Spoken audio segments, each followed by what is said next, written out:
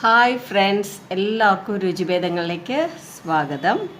നമ്മുടെ channel 1K സബ്ബായതിൻ്റെ സന്തോഷത്തിൽ നിങ്ങൾക്ക് എന്തെങ്കിലും ഒരു വ്യത്യാസമായിട്ടുള്ള റെസിപ്പി ആയിട്ട് വരണമെന്ന് ആഗ്രഹം ഉണ്ടായിരുന്നു. അതുകൊണ്ടാണ് ഇന്ന് നല്ല വ്യത്യാസമായിട്ടുള്ള ഒരു ഹൽവയുടെ റെസിപ്പിയാണ്. ഇത് ചുരക്ക കൊണ്ടുള്ള ഹൽവയാണ്.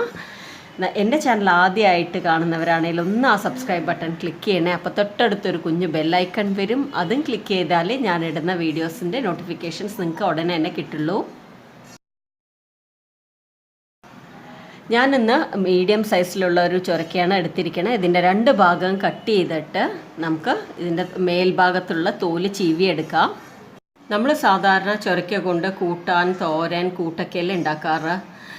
എല്ലാവരും ഇത്തവണ ഹൽവ ഒന്ന് ട്രൈ ചെയ്ത് നോക്കണം. ഇത് 2ആയിട്ട് കട്ട് ചെയ്യണം. ഈ വലിയ ഗ്രേറ്ററിലുള്ള ഭാഗം ഗ്രേറ്റ് ചെയ്ത് കഴിഞ്ഞാൽ കുറച്ച് വലുതായിട്ട് കിട്ടും, ചെറുതായിട്ടുള്ള ഭാഗം ചെയ്ത് കഴിഞ്ഞാൽ ചെറുതായി കിട്ടും. ഞാനിന്ന് വലിയ പോർഷനാണ് എടുക്കുന്നത്. അങ്ങനെ നമ്മൾ ഗ്രേറ്റ് ചെയ്ത് വെച്ചു. ഒരു പാൻ എടുത്തിട്ട് നമ്മൾ ഈ ഗ്രേറ്റ് ചെയ്ത് വെച്ച ചുരക്ക അതിലിടുകയാണ്. ചുരക്കയിലുള്ള വെള്ളം വറ്റണ വരെ നമുക്ക് ചൂടാക്കി എടുക്കണം. അടച്ച് വെച്ചിട്ട് നമുക്ക് കുക്ക് ചെയ്തെടുക്കാം. നന്നായിട്ട് വെള്ളം വറ്റണം, ഒരു തുള്ളി പോലും വെള്ളം ഉണ്ടാവാൻ പാടില്ല. ഇടയ്ക്കിടയ്ക്ക് അത് ഇളക്കി കൊടുത്തുകൊണ്ടിരിക്കണം.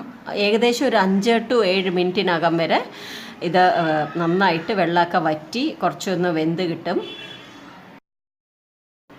അതിനുശേഷം നമ്മൾ പാലൊഴിച്ചു കൊടുക്കുകയാണ്. എപ്പോഴും നമ്മൾ സ്വീറ്റ് ചെയ്യുമ്പോൾ കുറച്ച് തിക്കായിട്ടുള്ള പാലെടുത്താൽ അത്രയും നന്നായിരിക്കും. നന്നായിട്ടൊന്ന് ഇളക്കി കൊടുക്കാം. നിങ്ങൾക്ക് ഈ പാലിൻ്റെ അളവൊക്കെ കുറച്ച് മെഷർമെൻറ്റിലുള്ള പോലെ തന്നെ ചെയ്യണമെന്നില്ല, കുറച്ച് കൂടുതലായിട്ട് എടുക്കാവുന്നതാണ്. കാരണം നന്നായിട്ട് അത് വെന്ത് വരണം, പച്ചവാസന ഉണ്ടാവാൻ പാടില്ല.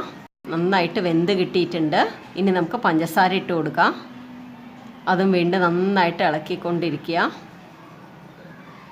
കൈവിടാതെ ചെയ്യേണ്ട ഒരു പ്രോസസ്സാണത്. ലോ ഫ്ലെയിമിലിട്ട് ചെയ്താൽ അത്രയും നല്ലത്. മീഡിയം ഫ്ലെയിമിൽ ഇട്ട് ചെയ്യുകയാണെങ്കിൽ അടുത്ത് തന്നെ നിന്നിട്ട് കണ്ടിന്യൂസ് ആയിട്ട് ഇളക്കിക്കൊണ്ടിരിക്കണം.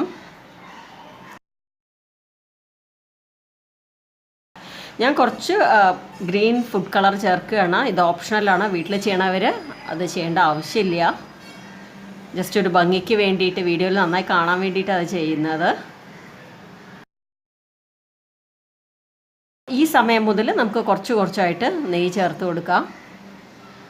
വീണ്ടും നന്നായിട്ട് യോജിപ്പിച്ചെടുക്കണം. കുട്ടികൾ പൊതുവെ ചുരക്ക കഴിക്കാൻ കുറച്ച് മടി കാണിക്കും. ഇങ്ങനെ ചെയ്തു കൊടുത്താൽ അവർ നല്ല ഇഷ്ടപ്പെട്ട് തന്നെ കഴിക്കുകയും ചെയ്യും. കുറച്ചുകൂടെ നെയ്യിട്ട് കൊടുക്കണം.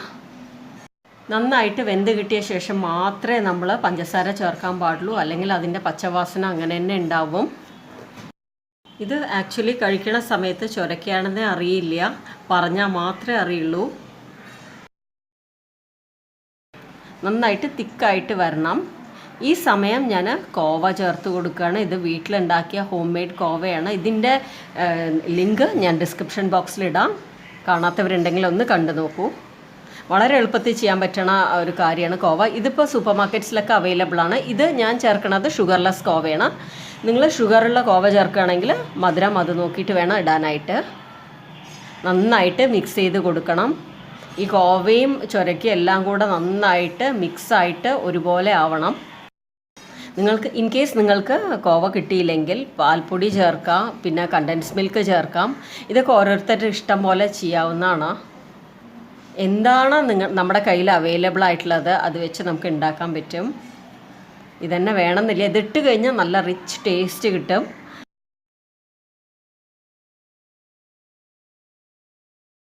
കുറച്ച് ഏലക്കാപ്പൊടിയും പിന്നെ നട്ട്സ് ഇട്ട് കൊടുക്കുകയാണ്. ഞാൻ കുറച്ച് ബദാമും പിസ്തയാണ് ഇട്ട് കൊടുക്കുന്നത്.